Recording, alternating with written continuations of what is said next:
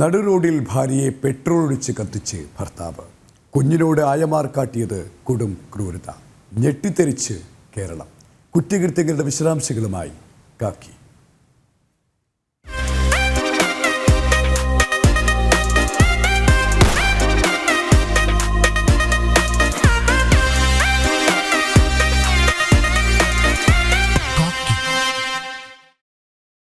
കൊല്ലത്ത് നാടിനെ നടുക്കിയ ക്രൂരത.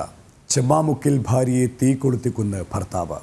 കാറിൽ പോവുകയായിരുന്ന യുവതിയെയും യുവാവിനെയും പെട്രോൾ ഒഴിച്ച് തീ കൊളുത്തുകയായിരുന്നു. കുട്ടിയം തഴുത്തല സ്വദേശി അനിലയാണ് മരിച്ചത്. യുവതിയുടെ ഭർത്താവ് പത്മരാജനെ പോലീസ് കസ്റ്റഡിയിലെടുത്തു. വീരനുമായി മനോജ് ചേരുകയാണ്. മനോജ്, നടുറോഡിലാണ് കൊടും ക്രൂരകൃത്യം അരങ്ങേറിയത്. എപ്പോഴായിരുന്നു സംഭവം? മറ്റു വിശദാംശങ്ങൾ കൂടി. KP 9 മണിയോടുകൂടിയായിരുന്നു ചെമ്മാമുക്കിൽ ഇത്തരത്തിലൊരു സംഭവം നടക്കുന്നത്. അതായത് കാറിൽ പോവുകയായിരുന്ന യുവതിയെയും അതോടൊപ്പം തന്നെ യുവതി നടത്തിയിരുന്ന ബേക്കറിയിലെ ജീവനക്കാരനെയും ചേർന്ന് ഈ ഭർത്താവ് തീ കൊളുത്തി കൊലപ്പെടുത്തുകയായിരുന്നു. ഇതിൽ ഈ കൂടെ ഉണ്ടായിരുന്ന ജീവനക്കാരന് പരിക്കേറ്റിട്ടുണ്ട് എന്നുള്ളതാണ്. ഇതിൽ തന്നെ കാറ് ഈ സ്ഥലത്ത് എത്തിയതിന് പിന്നാലെ വന്ന ഒമിനി വാനാണ് കൊണ്ട് ചേർത്ത് നിർത്തിയ ശേഷം ഈ പാത്രത്തിൽ സൂക്ഷിച്ചിരുന്ന പെട്രോള് ഈ കാറിലേക്ക് ഒഴിക്കുന്നത്. തുടർന്ന് തീ കൊളുത്തുകയായിരുന്നു. ഇതിൽ തന്നെ കൊട്ടിയം തഴുത്തല സ്വദേശി അനിലയാണ് മരിച്ചിട്ടുള്ളത്. അനിലയുടെ ഭർത്താവാണ് ഈ ഒമിനി വാനിലെത്തി ഈ കാറിൽ തീയിട്ടത്.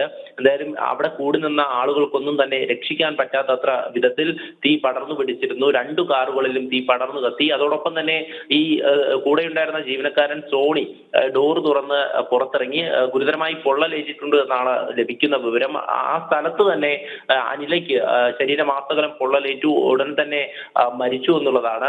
എന്തായാലും നടു റോഡിലാണ് ഇത്തരത്തിലൊരു സംഭവം നടന്നിരിക്കുന്നത്. ഭർത്താവ് ഭാര്യയെ തീ കൊളുത്തി കൊലപ്പെടുത്തുകയായിരുന്നു. ഈ കാറിൽ പിന്തുടർന്ന് നിർത്തിയിട്ടാണ് ഈ ചേർത്ത് നിർത്തി ഇത്തരത്തിൽ, അതായത് അനിലയാണ് വാഹനം ഓടിച്ചിരുന്നത്. പക്ഷെ അനിലയ്ക്ക് വാഹനം തുറന്ന് പുറത്തിറങ്ങാൻ പറ്റാത്ത സാഹചര്യത്തിലായിരുന്നു. അങ്ങനെ തന്നെ തീ കൊളുത്തിയതിലാണ് പിന്നീട് ഈ ഭർത്താവിനെ പോലീസ് കസ്റ്റഡിയിലെടുത്തിട്ടുള്ളത്.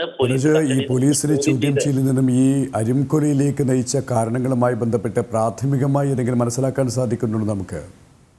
അതായത് ഈ ഭർത്താവായിട്ടുള്ള പത്മരാജനിൽ നിന്ന് ലഭിക്കുന്ന വിവരം, പോലീസിന്റെ നിഗമനം എന്ന് പറയുന്നത് മറ്റൊരു യുവാവിനെയാണ് ഈ പത്മരാജൻ ലക്ഷ്യം വെച്ചത് എന്നുള്ളതാണ്. അതായത് ഭാര്യയ്ക്ക് മറ്റൊരു യുവാവുമായി അടുപ്പമുണ്ടായിരുന്നു എന്നുള്ള സംശയമാണ് ഇതിലേക്ക് നയിച്ചിട്ടുള്ളത്. തുടർന്ന് ഈ കാറിൽ മറ്റൊരു യുവാവാണ് ഉണ്ടായിരിക്കുക എന്ന് പ്രതീക്ഷിച്ചു. തുടർന്നാണ് ഇത്തരത്തിലൊരു സംഭവം ഉണ്ടാകുന്നത്, ഒരു ആക്രമണം ഉണ്ടാകുന്നത്, പെട്രോൾ ഒഴിച്ച് തീ കൊളുത്തുന്നത്. പക്ഷേ ഈ ജീവനക്കാരനായിരുന്നു, അതായത് ഈ അനില ഒരു ബേക്കറി നടത്തിയിരുന്നു. ആ ബേക്കറിയിലെ ജീവനക്കാരനായിരുന്നു കൂടെ ഉണ്ടായിരുന്നത്. അനില വാഹനം ഓടിക്കുകയായിരുന്നു. അങ്ങനെയാണ് ഈ 2 പേർക്കും പൊള്ളലേൽക്കുന്നതും അതിൽ അനില മരിക്കുന്നതും. ഗുരുതരമായി പൊള്ളലേറ്റ സോണിയെ ആശുപത്രിയിൽ പ്രവേശിപ്പിച്ചിട്ടുണ്ട്. എന്തായാലും ഭർത്താവായിട്ടുള്ള പത്മരാജനെ പോലീസ് ഉടനടി തന്നെ കസ്റ്റഡിയിലെടുത്തിട്ടുണ്ട്.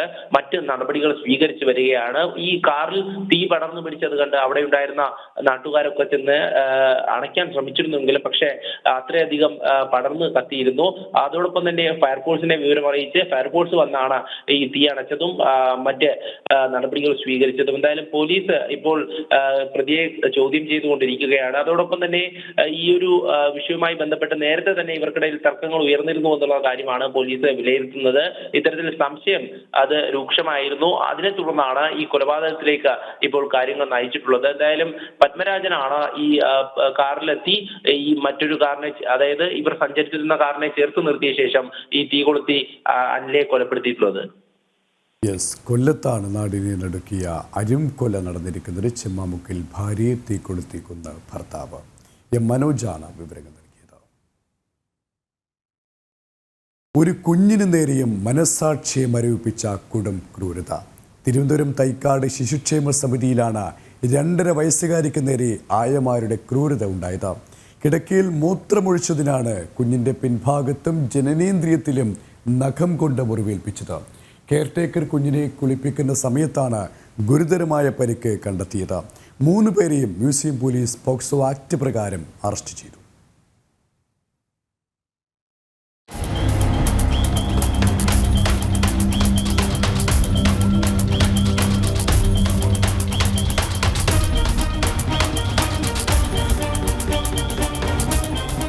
സമാനതകളില്ലാത്ത ക്രൂരതയാണ് തിരുവനന്തപുരം ശിശുക്ഷേമ സമിതിയിൽ സംഭവിച്ചത്. 2.5 വയസ്സ് മാത്രം പ്രായമുള്ള പിഞ്ചു കുഞ്ഞിന്റെ ജനനേന്ദ്രിയത്തിൽ മുറിവേൽപ്പിച്ചിരിക്കുന്നു. കിടക്കപ്പായയിൽ മൂത്രമൊഴിക്കുന്നത് കൊണ്ട് കുട്ടി അത് ആവർത്തിക്കാതിരിക്കാനാണ് ഇത്തരത്തിലുള്ള ക്രൂരത കാണിച്ചതെന്നാണ് ലഭിക്കുന്ന വിവരം. സംഭവവുമായി ബന്ധപ്പെട്ട് പോലീസ് കേസ് എടുത്തിട്ടുണ്ടെങ്കിലും ഇത് ഒറ്റപ്പെട്ട സംഭവമെന്നാണ് CWCയുടെ ജനറൽ സെക്രട്ടറി കൂടിയായിട്ടുള്ള അരുൺ ഗോപൻ പ്രതികരിക്കുന്നത്. അത് പട്ടക്സിലാണ് ശ്രദ്ധയപ്പെടുന്നത്. പട്ടക്സിൽ ശ്രദ്ധയപ്പെട്ടപ്പോൾ തന്നെ നിയമപരമായ നടപടി സ്വീകരിക്കാൻ വേണ്ടി തീരുമാനിച്ചു. കുട്ടിയുടെ മെഡിക്കൽ എടുത്ത് നിയമപരമായ നടപടിയിലേക്ക് ഞങ്ങൾ തീരുമാനിച്ചു.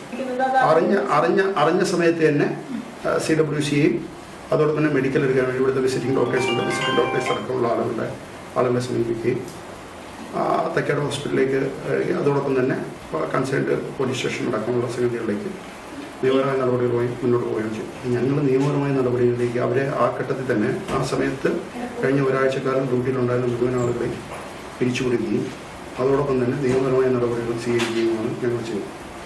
ഏറ്റവും പ്രധാനപ്പെട്ട കാര്യമെന്ന് പറയുന്നത് കഴിഞ്ഞ ഒരാഴ്ചയ്ക്കുള്ളിൽ, അതായത് ഈ കുട്ടിക്ക് ഈ മുറിവ് സംഭവിച്ച് ഒരാഴ്ച പിന്നിട്ടിട്ട് പോലും ഈ സംഭവങ്ങൾ ആരും പുറംലോകം അറിഞ്ഞിരുന്നില്ല എന്നതാണ് ഏറ്റവും പ്രധാനപ്പെട്ട കാര്യം. 2 ദിവസങ്ങൾക്ക് മുമ്പാണ് കുട്ടി വേദനയെ തുടർന്ന് കരയുന്നത് കാണുകയും ശ്രദ്ധയിൽപ്പെടുകയും പിന്നീട് കുട്ടിയെ കുളിക്കുന്ന സമയത്ത് കുട്ടിയെ പരിശോധിക്കുമ്പോഴാണ് ഇത്തരത്തിൽ കുട്ടി ക്രൂരമായി തന്നെ ഈ മർദ്ദനത്തിന് ഇരയായിട്ടുണ്ട് എന്ന് മനസ്സിലാവുന്നത്. കുട്ടിയുടെ പിൻഭാഗത്തും ജനനേന്ദ്രിയത്തിലും കാര്യമായി തന്നെ പരിക്കേറ്റിട്ടുണ്ട്. ഈ 3 പേരെ, അതായത് ഈ സംഭവവുമായി ബന്ധപ്പെട്ട് ഈ കുട്ടിയെ ഉപദ്രവിച്ചത് അജിത എന്ന ആയയാണ്. അതോടൊപ്പം തന്നെ ഈ കുട്ടിയെ ഉപദ്രവിക്കുന്നതിനെ കൂട്ടുനിന്ന മറ്റു 2 പേരും മഹേശ്വരിയും സിന്ധുവും ഈ കുറ്റം മറച്ചു വെച്ചു. അപ്പോൾ ആ ഒരു കുറ്റത്തിലാണ് 3 പേർക്കെതിരെയും പോലീസ് പോക്സോ ആക്ടും ജുവനൈൽ ജസ്റ്റിസ് ആക്ട് പ്രകാരവും കേസ് എടുത്തിട്ടുള്ളത്. ഇവരെ അറസ്റ്റ് രേഖപ്പെടുത്തി മജിസ്ട്രേറ്റിന് മുമ്പായി ഹാജരാക്കി റിമാൻഡിൽ ചേർത്തിട്ടുണ്ട്. പക്ഷേ ഏറ്റവും പ്രധാനപ്പെട്ട കാര്യം എന്ന് പറയുന്നത് ഈ ശിശുക്ഷേമ സമിതി പോലുള്ള ആരോരുമില്ലാത്ത കുട്ടികളെ സംരക്ഷിക്കപ്പെടേണ്ട സ്ഥാപനങ്ങളിൽ നടക്കുന്ന ഇത്തരം ക്രൂരതകളും ഇത്തരം അനീതികളും ഈ അധികൃതർ കാണുന്നില്ല, അധികൃതർ അറിയാതെ പോകുന്നു എന്നതാണ് ഏറ്റവും സങ്കടകരമായിട്ട് പറയാനുള്ള കാര്യം. എത്ര തവണ അല്ലെങ്കിൽ ഇവർക്കെതിരെ നടപടി എടുത്താൽ പോലും ഇവരെ ഒരാഴ്ചയ്ക്ക് മുന്നേ ഇവരെ പിരിച്ചുവിട്ടിട്ടുണ്ട്, അല്ലെങ്കിൽ പിരിച്ചുവിട്ടിരുന്നു എന്നാണ് ശിശുക്ഷേമ സമിതിയുടെ ഭാഗത്തു നിന്ന് വരുന്ന ഒരു വിശദീകരണം. അതായത് ഈ സംഭവം അറിഞ്ഞു കഴിഞ്ഞ് 6 ദിവസത്തിൽ, അതായത് ഈ ഒരാഴ്ച ജോലിയിൽ ഉണ്ടായിരുന്നുള്ള 7 പേരെയും പിരിച്ചുവിട്ടതിനു ശേഷം മാത്രം പോലീസിലേക്ക് കേസ് കൊടുക്കുന്നു. പോലീസ് കേസ് അന്വേഷിക്കുന്നു. എന്നിട്ട് 3 പേരെ അറസ്റ്റ് ചെയ്യുന്നു. അതായത് ഈ സംഭവം നടന്നു കഴിഞ്ഞ് ശിശുക്ഷേമ സമിതി അതിൽ നിന്നും രക്ഷപ്പെട്ടതിൽ അതിൽ നിന്ന് ഊരി വന്നതിന് ശേഷമാണ് ഇതൊരു കേസാക്കാനും കൂടി പോയിട്ടുള്ളതാണ് ഏറ്റവും പ്രധാനപ്പെട്ട കാര്യം. സമാനതകളില്ലാത്ത ക്രൂരതയാണ് ഇവിടെ നടന്നിട്ടുള്ളത്. ഈ പിഞ്ചു കുഞ്ഞുങ്ങൾ, അതായത് 5 വയസ്സിൽ താഴെയുള്ള കുട്ടികളെ അതിക്രൂരമായി പൈശാചികമായി വേദനിപ്പിക്കുകയും ഉപദ്രവിക്കുകയും ചെയ്യുന്നു എന്ന ഞെട്ടിക്കുന്ന വാർത്ത. അതിന് പിന്നാലെയാണ് അല്ലെങ്കിൽ ഒരുപക്ഷെ ഒരമ്മമാർ പോലും, അല്ലെങ്കിൽ ഒരു അമ്മ എന്ന് അവകാശപ്പെടുന്നവർ പോലും ചെയ്യാൻ പാടില്ലാത്ത രീതിയിലുള്ള ക്രൂരതകൾ കുട്ടികളോട് കാണിക്കുന്നുണ്ടെന്നുള്ള കാര്യം മനസ്സിലായത്. കുട്ടി ഇപ്പോൾ എന്തായാലും വൈദ്യ പരിശോധനയ്ക്ക് വിധേയമായിട്ട് സുരക്ഷിതമായി തന്നെയുണ്ട്. ഇവർക്ക് അവിടെ ഇനി ജോലി കൊടുക്കുന്നില്ല എന്ന് പറയുമ്പോഴും ശിശുക്ഷേമ സമിതിക്ക് അകത്ത് നടക്കുന്നത് എന്താണെന്ന് അന്വേഷിച്ച് കണ്ടെത്തേണ്ട ചുമതല അധികൃതർക്കുണ്ട്, ശിശുക്ഷേമ വകുപ്പിനുണ്ട്, അത് വകുപ്പ് മന്ത്രിക്കുമുണ്ട്. അപ്പോൾ ഇത്തരത്തിൽ കുട്ടികളെ ഉപദ്രവിക്കുന്നവരെ കണ്ടെത്തുക തന്നെയാണ് ഈ ഘട്ടത്തിൽ വേണ്ടത്. ക്യാമറമാൻ ഗോപകുമാറിനോടൊപ്പം ടിൻഡുദാസ്, ജനം, തിരുവനന്തപുരം. കോഴിക്കോട് ലോഡ്ജിൽ യുവതിയെ കൊലപ്പെടുത്തിയ കേസിൽ പ്രതി സനൂഫിനായുള്ള കസ്റ്റഡി അപേക്ഷ അന്വേഷണ സംഘം നാളെ കോടതിയിൽ സമർപ്പിക്കും. പ്രതിയെ കസ്റ്റഡിയിൽ വാങ്ങിയതിന് ശേഷമായിരിക്കും ലോഡ്ജ് മുറിയിലെത്തിച്ച് തെളിവെടുപ്പ് നടത്തുക.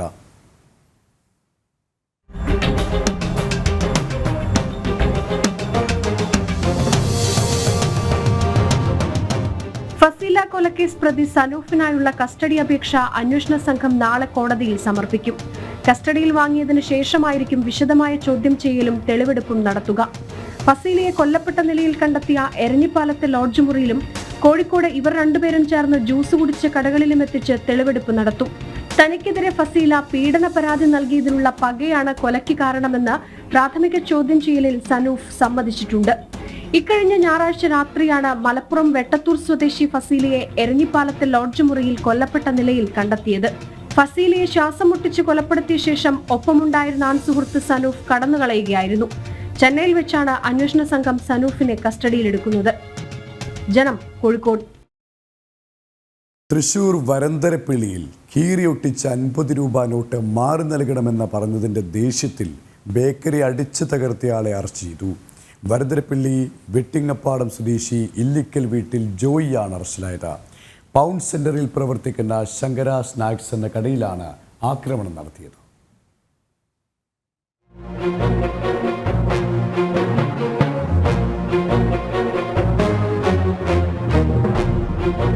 കഴിഞ്ഞ ശനിയാഴ്ച രാത്രി 8 മണിയോടെയാണ് സംഭവം. 70 രൂപയുടെ സാധനങ്ങളാണ് ഇയാൾ കടയിൽ നിന്ന് വാങ്ങിയത്. ഇതിനായി നൽകിയ നോട്ടുകളിൽ ഉണ്ടായിരുന്ന 50 രൂപ നോട്ട് കീറിയൊട്ടിച്ച നിലയിലായിരുന്നു. ഈ രൂപ എടുക്കില്ലെന്നും മാറ്റി നൽകണമെന്നും കടയുടമ പറഞ്ഞതോടെ കുറച്ചു കഴിഞ്ഞ് വരാമെന്ന് പറഞ്ഞ് വാങ്ങിയ സാധനങ്ങൾ എടുക്കാതെ ഇയാൾ മടങ്ങി. പിന്നീട് 2 മണിക്കൂറിന് ശേഷം മദ്യലഹരിയിലെത്തിയ ഇയാൾ കടയിൽ ഭീകരാന്തരീക്ഷം സൃഷ്ടിക്കുകയും ചില്ല് അലമാരകൾ തകർക്കുകയും സാധനങ്ങൾ വലിച്ചെറിയുകയും ചെയ്തു. ആക്രമണ ദൃശ്യങ്ങൾ കടയിലെ നിരീക്ഷണ ക്യാമറയിൽ പതിഞ്ഞിരുന്നു. ഏകദേശം 4 രൂപയുടെ നഷ്ടം സംഭവിച്ചതായാണ് കണക്കാക്കുന്നത്. കടയുടമ മണ്ണുത്തി സ്വദേശി വിനോദ് കുമാറിന്റെ പരാതിയിൽ ഇയാളെ പോലീസ് അറസ്റ്റ് ചെയ്തു. ജനം, തൃശൂർ. കൊല്ലം ചിതറയിൽ പ്രതിയുടെ വീട്ടിൽ മോഷണം നടത്തിയ എക്സൈസ് ഉദ്യോഗസ്ഥൻ പിടിയിൽ. ചടയമംഗലം എക്സൈസ് ഓഫീസിലെ സിവിൽ എക്സൈസ് ഓഫീസർ ഷൈജുവിനെയാണ് പോലീസ് അറസ്റ്റ് ചെയ്തത്. 6 പവൻ സ്വർണ്ണാഭരണങ്ങളും മൊബൈൽ ഫോണുമാണ് എക്സൈസ് ഓഫീസർ മോഷ്ടിച്ചത്.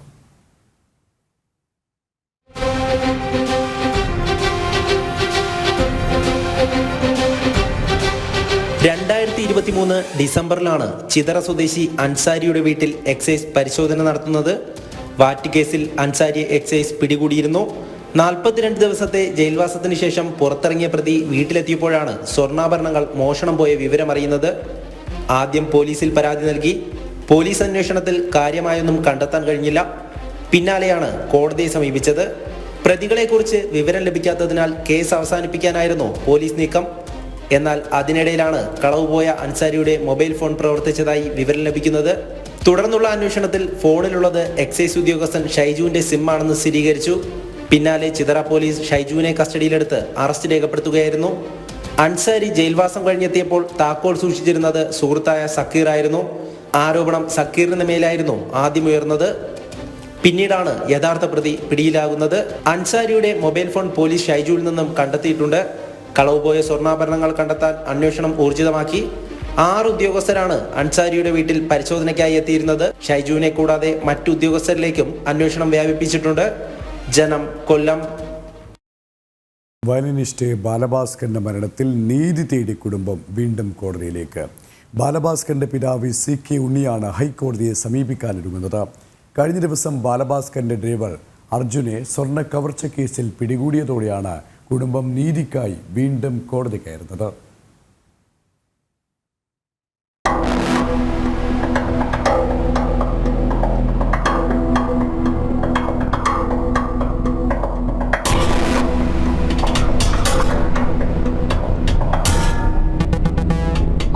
സ്വർണ്ണ കവർച്ച കേസിൽ ഡ്രൈവറായിരുന്ന അർജുൻ അറസ്റ്റിലായതോടെയാണ് ബാലഭാസ്കറിന്റെ മരണത്തിൽ കൂടുതൽ വഴിത്തിരിവ് സംഭവിക്കുന്നത്. തുടക്കം മുതൽ മരണത്തിൽ ഗൂഢാലോചനയുണ്ടായെന്ന നിലപാടിലാണ് കുടുംബം. എന്നാൽ ബാലഭാസ്കറിന്റേത് അപകട മരണമെന്ന കണ്ടെത്തലോടെയാണ് അന്വേഷണ റിപ്പോർട്ട് CJM കോടതിയിൽ CBI നൽകിയത്. എന്നാൽ പുതിയ സംഭവ വികാസങ്ങളോടെ കുടുംബം വീണ്ടും നിയമ നടപടിയിലേക്ക് നീങ്ങുകയാണ്.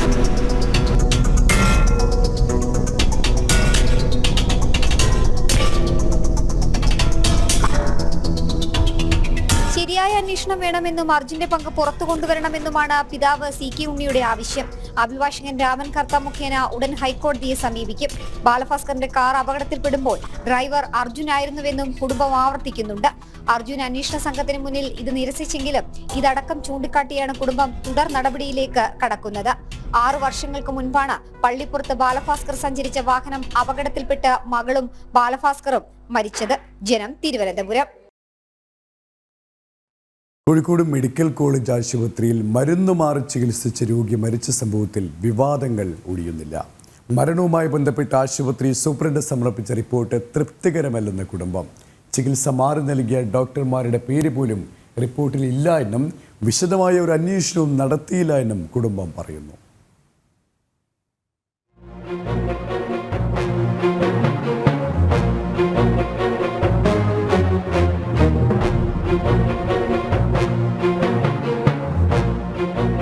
കോഴിക്കോട് മെഡിക്കൽ കോളേജിനെതിരെ നിരന്തരം ഗുരുതര ആരോപണങ്ങളാണ് ഉയരുന്നത്. ഏറ്റവും ഒടുവിൽ ഉയർന്നത് കോഴിക്കോട് പേരാമ്പ്ര സ്വദേശി രജനിയുടെ മരണവുമായി ബന്ധപ്പെട്ടാണ്. ആശുപത്രിയിൽ ശരീരവേദനയുമായി എത്തിയ രജനിക്ക് മാനസിക രോഗത്തിനുള്ള ചികിത്സ നൽകിയതും അസുഖം പെട്ടെന്ന് കണ്ടുപിടിക്കാൻ സാധിക്കാത്തതുമാണ് രജനിയുടെ മരണത്തിന് കാരണമെന്ന ആരോപണം കുടുംബം ആദ്യം മുതലേ ഉന്നയിച്ചിരുന്നു. ആ വിഷയത്തിലാണ് അന്വേഷണം നടത്തി ആശുപത്രി സൂപ്രണ്ട് ഒരു അന്വേഷണ റിപ്പോർട്ട് ഇപ്പോൾ കുടുംബത്തിന് നൽകിയിരിക്കുന്നത്. ആ റിപ്പോർട്ട് തൃപ്തികരമല്ലെന്നും ഒരു അന്വേഷണവും നടത്താതെ കാട്ടിക്കൂട്ടിയ റിപ്പോർട്ടാണെന്നുമാണ് കുടുംബം ഉന്നയിക്കുന്ന പ്രധാന ആരോപണം. കടുത്ത ശരീരവേദനയെ തുടർന്നായിരുന്നു പേരാമ്പ്ര സ്വദേശി രജനി കോഴിക്കോട് മെഡിക്കൽ കോളേജിൽ ചികിത്സ തേടിയത്. എന്നാൽ ആദ്യഘട്ടത്തിൽ രജനിക്ക് നൽകിയത് മാനസിക രോഗത്തിനുള്ള ചികിത്സയാണെന്നും പിന്നീട് ഏറെ വൈകിയാണ് യഥാർത്ഥ രോഗത്തിനുള്ള ചികിത്സ നൽകിയതെന്നുമാണ് കുടുംബം ആദ്യമേ ഉന്നയിച്ച പരാതി. മാനസിക രോഗത്തിനുള്ള ചികിത്സ നൽകിയതും രോഗം കണ്ടെത്താൻ വൈകിയതുമാണ് രജനിയുടെ മരണത്തിന് കാരണമെന്ന് ചൂണ്ടിക്കാട്ടി കുടുംബം ആശുപത്രി സൂപ്രണ്ടിനും ആരോഗ്യവകുപ്പിനും പരാതി നൽകിയിരുന്നു. എന്നാൽ പരാതിക്ക് മേൽ യാതൊരുവിധ അന്വേഷണവും നടത്താതെയുള്ള റിപ്പോർട്ടാണ് ആശുപത്രി സൂപ്രണ്ട് സമർപ്പിച്ചിരിക്കുന്നതെന്നാണ് കുടുംബത്തിന്റെ പരാതി. എൻ്റെ ഭാര്യ രജനിയുടെ മരണത്തിൽ ആരോഗ്യവകുപ്പിൻ്റെ കീഴിൽ നിന്നും ഇതുവരെ ഒരു നടപടിയും സ്വീകരിച്ചത് ഞാൻ കാണുന്നില്ല. പരാതിയിൽ ഞാൻ അങ്ങോട്ട് കൊടുത്ത പരാതി തന്നെ ഞങ്ങളത് ചെയ്തിട്ടുണ്ട്, ഇത് ചെയ്തിട്ടുണ്ടെന്ന് പറഞ്ഞ് ഒരു റിപ്പോർട്ട് തന്നതല്ലാതെ വേറെ ഒന്നും അതിൽ കാണാനില്ല. ന്യൂറോ വിഭാഗത്തെ കാണിക്കാതെ പല ഓർത്തോ വിഭാഗത്തിലും പേശികളുടെയും അതുപോലെ തന്നെ മാനസിക രോഗത്തിനുള്ള ചികിത്സയും ആണ് ഇവർ ചെയ്യുന്നത്. ഈ 4 ദിവസം ഉണ്ടായിട്ടും കോഴിക്കോട് മെഡിക്കൽ കോളേജിലുള്ള ഡോക്ടർമാർക്ക് കണ്ടുപിടിക്കാൻ പറ്റാത്ത രോഗമാണോ ഈ GVS? ചികിത്സ മാറി നൽകിയെന്ന ഗുരുതര ആരോപണമാണ് മെഡിക്കൽ കോളേജ് ആശുപത്രിക്കെതിരെ ഉയർന്നത്. എന്നാൽ ഈ വിഷയത്തിൽ കൃത്യമായൊരു അന്വേഷണം നടത്താൻ പോലും മെഡിക്കൽ കോളേജ് സൂപ്രണ്ട് തയ്യാറായിട്ടില്ലെന്ന് ഈ റിപ്പോർട്ട് വായിക്കുന്ന ഏതൊരാൾക്കും എളുപ്പം മനസ്സിലാവും. യുവതിയുടെ ഭർത്താവ് ഗിരീഷ് സൂപ്രണ്ടിനോട് പറഞ്ഞ കാര്യങ്ങളിൽ ഡോക്ടർക്കെതിരെയുള്ള ഭാഗങ്ങൾ മാറ്റി ചിലത് മാത്രം റിപ്പോർട്ടാക്കി മാറ്റുക മാത്രമാണ് ചെയ്തിരിക്കുന്നത്. ആശുപത്രി സൂപ്രണ്ട് ഈ റിപ്പോർട്ട് തന്നെയാണ് ആരോഗ്യവകുപ്പിനും കൈമാറിയിട്ടുള്ളത്. ഈ റിപ്പോർട്ട് അനുസരിച്ച് ഒരു നടപടിയും ഉണ്ടാകാൻ സാധ്യതയുമില്ല. കുറ്റക്കാരെ സംരക്ഷിക്കുന്ന ഈ റിപ്പോർട്ടിൽ വിശ്വാസമില്ലെന്ന് രജനിയുടെ കുടുംബം പറയുന്നു. രജനിയുടെ കുടുംബത്തിന് നീതി വേണം. ആ നീതിക്കായി ഏതറ്റം വരെയും പോകാൻ ആ കുടുംബം തയ്യാറാണ്. ആശുപത്രി സൂപ്രണ്ട് നൽകിയ ഈ റിപ്പോർട്ടിൽ ആ കുടുംബത്തിന് ഒട്ടും വിശ്വാസമില്ല. ആരെയോ സംരക്ഷിക്കാൻ വേണ്ടി കരുതിക്കൂട്ടി തയ്യാറാക്കിയ വെറും ഏകപക്ഷീയമായ റിപ്പോർട്ട്, അതാണ് ആശുപത്രി സൂപ്രണ്ട് കുടുംബത്തിന് നൽകിയിരിക്കുന്നത്. ഈ വിഷയത്തിൽ ആരോഗ്യമന്ത്രി ഇടപെടണം. ആ കുടുംബത്തിന് നീതി ഉറപ്പാക്കണം. ക്യാമറമാൻ സന്തോഷിനൊപ്പം അനഘ ഹർഷൻ, ജനം, കോഴിക്കോട്.